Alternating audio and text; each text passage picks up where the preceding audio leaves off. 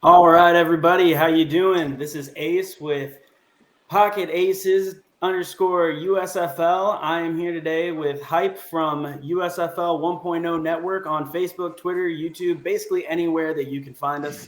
And we are joined today with what was going to be the next big thing in the XFL out of Alabama A&M University and Central High School from Tuscaloosa, Alabama. We have Kalias Robertson. How you doing? Hey, how you guys doing today, man? Very good. Very good. Thank you so much for joining the show. Appreciate it. All right. We just want to start off. Thank you for the opportunity to let us interview you, get your story out there, and, just giving us your time. Oh yeah, no problem at all, man. I appreciate doing things like this, man. Just trying to get out there, man, spread my story and just keep it going, man, each and every day, man. Because I have a goal, and I'm gonna get to that goal soon, man. And we're hoping to help you get that goal. So first off, I'm going to soft pitch you a question. What really sparked your love for football early on in your life? Man, pretty much, man. I used to get up every Saturday, man, watch college football, man, with my granddad every Saturday, man. 7 o'clock, man. I used to cook breakfast for my family, man. By 7:45, man, I'd be in front of the TV, man, watching the different colleges, man. Get ready, man. You know, I'm from Tuscaloosa, so it was always Alabama, man. So that atmosphere, man, I used to watch it, man. It just gave me chills, man. I just always wanted to be a part of it, man. So that would kind of influence me, man, just to play for the passion of football, man. I couldn't find it anywhere, but I assumed being from Tuscaloosa that you were going to be an Alabama kid growing up, Roll Tide. And I guess right. There you go. How can you not love football growing up in that city? So then we just want to see football is obviously incredibly important to you. And so I wanted to see in what ways football has affected your life positively. Man, I can go back, man, to middle school, man, where I didn't really play football as much, man, because my coach, man, middle school coach, man, he didn't think I was ready for it as the other guys was, man. So that's kind of pretty much motivated me in life, man. And I took that with me from middle school to high school to college up to now, man. So I kind of use that motivation of people telling me I can't play, man, or I'm this and that, man. I kind of use that to motivation, man, just to keep my drive going, man, because it's not even up to me where I'm proving to them, but I'm proving to myself. So, and I can believe in myself, man. So that's the drive that pushes me every day, man. Getting up every day, man, going to work, man, and hitting the gym after work, man. Just doing the little things, going to yoga, man, and stretching a good amount of time, getting my route running in, man. I take football very, very important, man. It's a part of my life, man. So that's the biggest thing to me, man.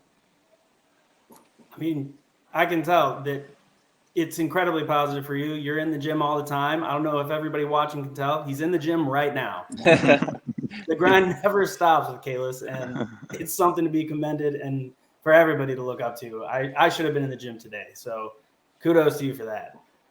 All right, so Hype, you want to take the next question? Yeah, absolutely. So the next question we do have for you is, how has the game of football positively affected your life since you started playing? I just asked that one. Did you really? Oh my goodness. Okay, no, I was on the wrong one. I apologize. All right, so I was actually looking on a past interview you had, Draft Diamonds, and it mentioned we read that Delaney Walker was a friend and a mentor for you. What were some of the main things you learned from him? I reached out to Delaney, man, when I was getting ready to prepare myself for my pro day and stuff, that like the draft process, the draft process, and I hit him up, man, on Instagram, and he actually responded to me, man. So it was like surprising, man. That was like one of my role models, man, because I kind of pictured my game off of him when he was playing at the Tennessee Titans. So, man, he hit me up and just telling me, man, stay yourself, man. Just be competitive and always just make sure you keep God first, man. And he just told me some stuff about tight end, man, that I just put in my game, man. Just how to come off the ball better and just running routes, man. Make sure I tuck the ball. Just different small stuff, man. You just need for the league. So I really thank him for that, man, because it drives me every day and help my game to get better and better each and every day. Absolutely. Now, with the draft being over as it is now, of course, we're waiting on the March 10th supplemental draft. Have you been in contact with him recently at all? No, I haven't talked to him recently. No. I need to hit him back up soon and see what he has going on. But no, I haven't talked to him recently. Okay. All right. We're Very good. exploring all avenues. Maybe he can throw your name out there. These coaches got to be looking at his Twitter, right? So Yeah. who knows? Whatever we can do to help, we're gonna hit up everybody, have everybody share, and we're gonna get your name out there. But speaking of mentors, we know you like film. Whose gameplay and film do you think that you watched growing up and while you were playing really helped affect your game and improve it? With my body type, man, I don't have the big Travis Kelce, the 6'7" type, or the Gronk body type. So I kind of as I was growing up, man, I kind of pictured my game off, like I said, Delaney Walker, and also a little bit of Vernon Davis, because I have that type of body type as a tight end, the pass catching tight end, but also the physicalness to be able to block also, man, because I never shied away from blocking, man. I love contact, so I love getting physical. So I always had that part of my game. So I use those two to just put as my game. Watch a lot of film. I'll be at home. Like when I leave from the gym, man, I'll cut on YouTube and just cut on some of the highlights, man. Just look how they did it, man. They were successful at doing it. So It sounds like you're always crafting your game constantly, nonstop. definitely. Well, whenever you read an interview about you, everybody always, without a doubt, will refer to you as a film junkie. So we just wanted to know, we've watched a lot of film, and we want to know your opinion on why film is so important. The draft came up, a lot of names we hadn't heard before. So we went in, we were doing player profiles, watching tons and tons, way too much for people with jobs to be watching. But I wanted to hear your reason why it's so important. Film will always be important because it's kind of give you a heads up what your opponent is doing, especially at your position. That's one thing about me. When I'm watching film, I always make sure I look at what the defensive end in front of me was doing. If he's in a 9 technique or in the 5 or something like that, it gives you an advantage sometimes of knowing what's coming or what's to come. So, and it also helps you show their weaknesses and their strengths also. So that's why film is very important, man, to watch, man. If you don't watch film, it's going to be hard to know your opponent. Oh, I got you. And in a previous interview, this was years ago, they asked where you thought you could improve the most. And you said in your blocking. And like you brought up, you were a wide receiver. You moved to tight end. Blocking isn't necessarily, when people see your body type at tight end, they're not thinking this guy's going to block people. But in every video I've seen, you're an absolute dog. You're going out there. You're not shying away from the contact. Do you think that the film has helped you in improving your blocking? I can only assume it's gotten so good since the interview that I read. It was years ago, and you're in the gym every day. Oh, definitely, man. I since then, man, like I was getting ready to hit the USFL, man, a couple of years ago, man, when they first came back, man. I was getting ready to that, and I had that adversity hit me when I tore my Achilles. But I was pretty much ready, man. I was strengthened my body, man. I got quicker, man, faster, man, more physical, even mobile, man. So, and I pretty much after I injured myself, man, I rehabbed and just been grinding up to now, man. I'm pretty much saying I'm ready, man. I'm ready for the challenge, man. The blocking, the catching, man, the special teams, whatever I need to do to help the team, man, win. So I'm pretty sure I'm ready, man. Well, I'm glad you brought up the injury there because, you sent us your YouTube video. We were sharing it. We were watching it. In the video, they brought the injury up, and that's obviously the big thing that stopped the XFL career. And in the video, you call yourself an underdog. And so I assume it has something to do with it, but I wanted, in your own words, for you to let us and the world know why you've given yourself this title and why you believe that your story is the underdog story that everybody can, buy into and support. With me, man, I feel like, man, I can't even lie, man. Sometimes I feel like I always get the short end of the stick because of my experience of my size as tight end. But nowadays, a lot of NFL teams are grabbing tight ends my size, man, just because they like how they can move, man, how they can run routes like a receiver now. So, and I just always call myself as an underdog because I know I didn't go to a Power 5. I didn't go to Alabama. I didn't go to Florida. I didn't go to Clemson. I went to a HBCU, man. So Nowadays, now it's more easier for it's more scouts going to HBCUs because they see a lot of talent coming out of HBCUs now. But back then when I was playing, we didn't get that much exposure, man. So we had to really grind it out the mud. Like I really pretty much grinded out the mud, man. When I was in college, man, I did well in college, man, and got an FCS bowl invite, man. I grinded out, man, and scored a touchdown in FCS bowl invite, and I kind of talked to some scouts and stuff like that. They liked me, and they just wanted to see me get bigger at some size and stuff like that. So that's why I say I always been the underdog, man. And I'm gonna keep that above my name because it keep me humble, man, and keep me going each and every day, man. Well, I mean, they were talking about your size, but what are you now? You're 235 pounds? Yeah, man, I'm about 235, between 235 and 240, man. So I put on some good weight, man, and I can also run with it, man. That's the main thing I wanted to make sure I'll be able to do, run with it, and I look pretty good running with it. So there you go, man. One of the biggest things that my coaches harped on us back in the day was be teachable. When we tell you something to do and we give you critiques, improve it. And you went out and you did exactly that. And I think that's so cool. You went out, you put the weight on, you did it right, you put the work in that a lot of people aren't willing to do.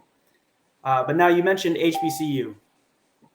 It wasn't around when you were coming out of college back at Alabama A&M. How do you think your career would have been different if it had existed? I mean, it's a great thing out there. Do you think it would have been better? Do you think you would have got a shot?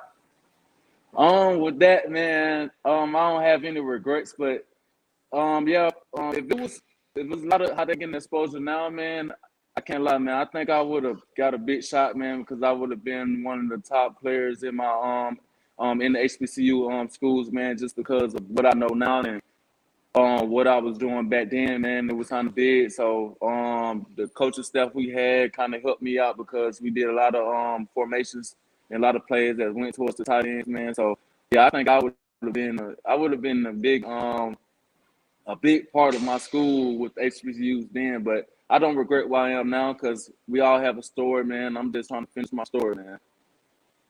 Well, we don't regret who you are either. You're here with us. Your career, your life, it led you here, and we're happy that it did because we're hoping that we're going to see you be the next big name in the USFL, blowing up, catching touchdowns on our TV. Here, Hype, go ahead and take the next one. My voice is getting a little tired. No worries, no worries. If a USFL head coach was in here with us right now and asked you, why should we draft you? What would your answer be? What would your response be to that USFL coach? My responsibility, I think you should draft me because I'm a hardworking individual. Things might get tough for me at times, man, but one thing I do, I never gave up, man. I kind of put God first with everything I do, man. So nighttime, man, I make sure I say my prayers every night, just God keeping me healthy, man, and just keeping me motivated and never let me give up on myself. Because there's been plenty of times where I wanted to give up, man, because I see it going nowhere, and God ended up showing me a sign where I should keep going, man, and something happened for me. So that's one thing about it. I could always say I'm a hard worker, and I'm just going to trust the process and keep working. So that's one thing I can say towards the coach. Definitely great answer. Absolutely. And now we did go from USFL 1.0 to USFL 1.0 network. And that's exactly what we're trying to do. We're trying to get guys like you yourself out there and out in somebody's, in somebody's eye or somebody's, list somewhere to say, hey, this guy deserves a shot. And that's exactly why we changed it to USFL 1.0 network. So we're trying to network you guys out there. We're trying to do everything possible, to get you that opportunity that we definitely think you deserve. So we started something that was actually called Operation USFL Hunger. And, that's what we're out there to do. And we're hoping and we're praying that you do get that chance, you get that opportunity. So I appreciate you guys so much, man. Absolutely. All right, so we hit you with the big question. He said if a USFL coach was in here right now, and he asked you, why would we draft you? You gave your answer. It was a great answer. And we hope that a coach is out there listening and that he actually hears you and that you get a shot. So we hit you with a hard one. I'm going to come at a little lighthearted question. When thinking of your love for football, is there a single maybe play, game, or experience that immediately comes to mind when you think of why do I love football? I love football, man. But it comes to mind, man, just the passion for it I have, man. It's not about signing a contract for me, man. It's not about the money, man. That's good and all, and that's what pro football players, they feed their families with and stuff like that. 'Cause it'll be nice, but I just have a certain passion with football, being able to touch the field, man, and seeing the crowd, man, screaming and stuff after you make a big play, man. It gives me the chills, man. Like I had a couple games I played in, man, where I made a big play, man. I just look around at the crowd and I can't believe, man, they cheering me on, man. So that just give me the chills, man. That the passion of football for me, man. It's just so strong, man. That's why I never gave up on myself, man. I always kept going because that passion I have, man, is just real strong for me, man. I love that answer, man. And, that's why we're here. We want to hear the crowds cheering your name again. We want to give you that chance to look back up into that crowd and feel those chills just go all through you, and you know that everything was worth it. When you go back to the XFL and you think about that draft process and you getting hurt, what exactly happened there? Can you explain to us the situation, the story behind it? Yeah, so I was actually in the gym again, man, and I was working out, man, and man, I had got a call, man. It was from California, and I was wondering, man, who's calling me. I wasn't gonna answer, man, because I don't answer unknown numbers like that, man. So I ended up picking it up, man, and it was Coach Moss, man, Coach Mr. Moss, man. He called me, and he was for the LA Wildcats, man. He was the head coach. And he called me, and he was like, Mr. Robertson, man, this Coach Moss, man, at LA Wildcats. And he was just asking me questions, man, asking me was I ready, man, how I'm feeling, man, and stuff like that. And he wanted me to fly out to Texas where they was having training camp at, man. So I flew out, man, and kind of got there, man. And I sat at the table at the hotel with the other coaches. I met the other coaches and stuff like that as we ate breakfast. And I was just explaining to them, man, what I had going on. They was like, man, they understood, man. He was like, one thing about what he liked to me was I was a dog and I never gave up, man. I always showed, when I didn't get drafted in the SFL, man, I always showed, man, just showing that I could still go, man. I'm still putting faith in my work, man. And he told me that's why he brought me in, because I was a hard worker, man. He liked what I could do for his team, man. So I actually went through like a little workout with him, man, and I was acing the workout, man. I'm talking about acing it.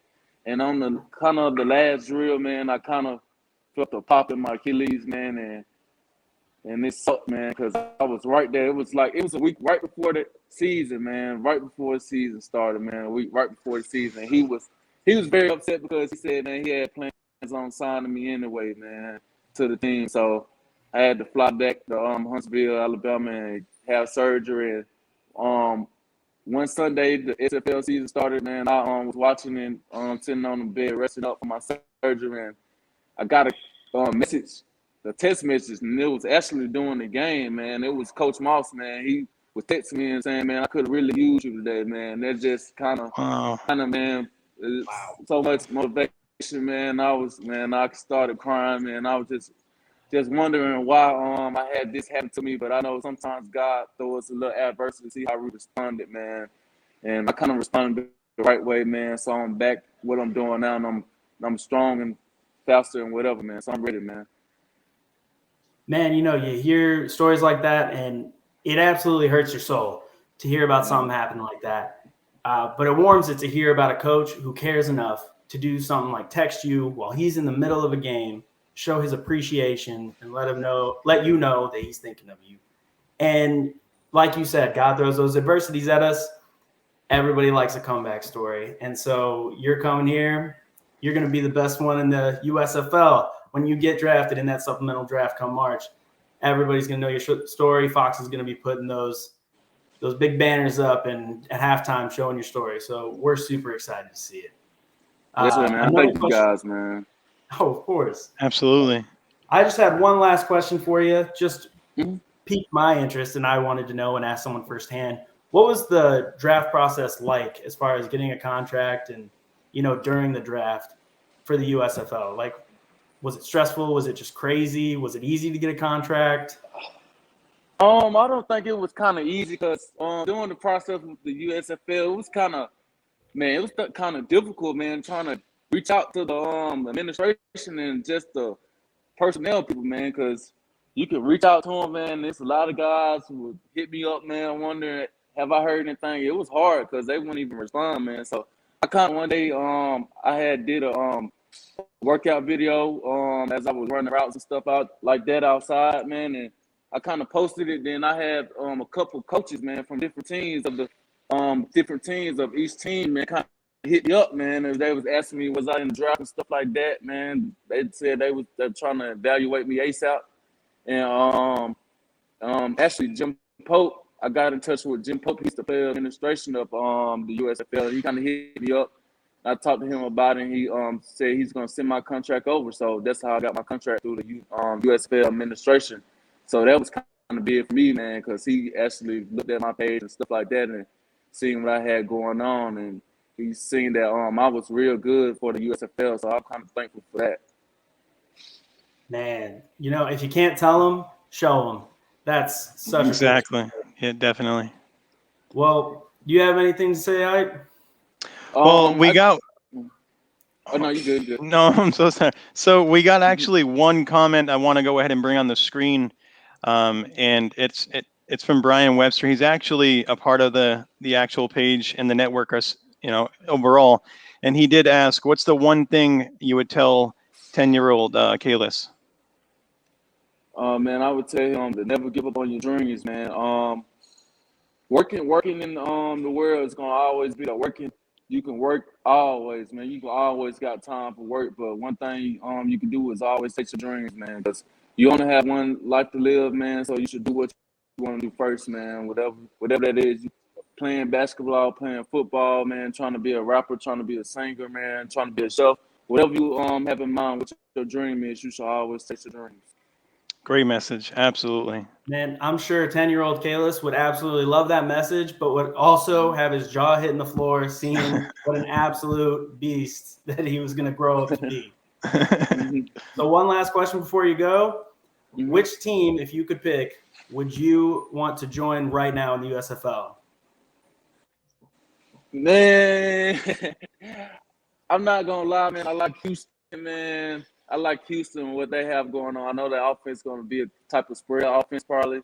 But also, man, I wouldn't be too mad to be playing in Birmingham, man. Since I'm from Tuscaloosa, man, I can play for my own state, man. And I also like New Orleans. So I can't lie to you, man. I really don't have a special team that I like to play with, man, just because it's just starting up, man. You have to get the feel of things. So, man, I would take whatever team, man, that want to draft me, man. That's my final answer, man. That was a trick question, and you passed it with flying colors. I am so impressed. All right, Hype, I got nothing else. Do you have anything else?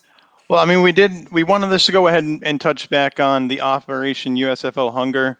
It's just a message that we're going to, continue to go with, with the guys that we feel that should have been drafted in the first place. So, of course, we absolutely love talking to you, and we are praying that you do get that chance, and your chance does come.